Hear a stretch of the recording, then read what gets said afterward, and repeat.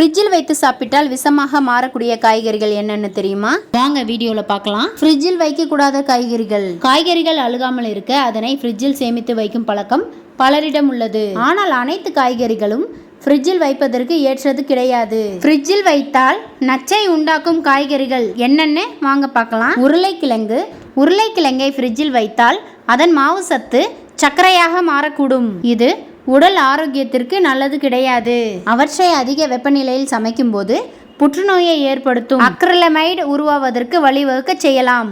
வெங்காயம் ஃப்ரிட்ஜில் உள்ள ஈரத்தை உறிஞ்சி பூஞ்சை வளரவும் துர்நாற்றம் வரவும் வழிவகுக்கலாம். அதை சாப்பிடுவது உடல் ஆரோக்கியத்திற்கு நல்லது கிடையாது. அதேபோல் வெங்காயத்தை கட் செய்து வைத்தால் சல்ஃபர் வெளியிட்டால் செரிமான பிரச்சனையும் ஏற்பட வாய்ப்புள்ளது.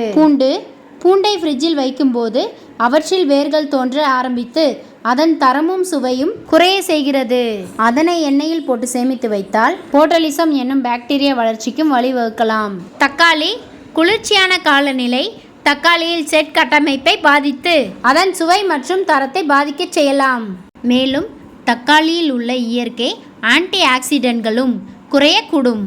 கேரட் நீண்ட நாட்கள் கேரட்டை ஃப்ரிட்ஜில் வைக்கும்போது நீரிழப்பு ஏற்பட்டு அதன் மேற்பரப்பில் ஈஸ்ட் உருவாக வாய்ப்புள்ளது. மேலும் கேரட்டின் சுவையும் கசப்பாக மாறக்கூடும். கத்திரிக்காய் குளிர்ச்சியான காலநிலையில் கத்திரிக்காயை நீண்ட நாட்கள் வைக்கும்போது அவை கருப்பாக மாறுவதோடு கசப்பு சுவையும் வரக்கூடும். மேலும் அதன் செல்களின் கட்டமைப்பையும் சேதமடைய செய்யலாம்.